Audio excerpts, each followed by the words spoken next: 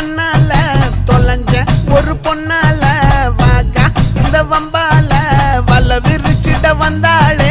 பார்த்து வளைச்ச தேக்கு ஓம் பட்ட உடம்பு சோக்கு என்ன குத்தும் குறும்பு மூக்கு கொஞ்சம் ஓய்வ கொடுத்து தாக்கு.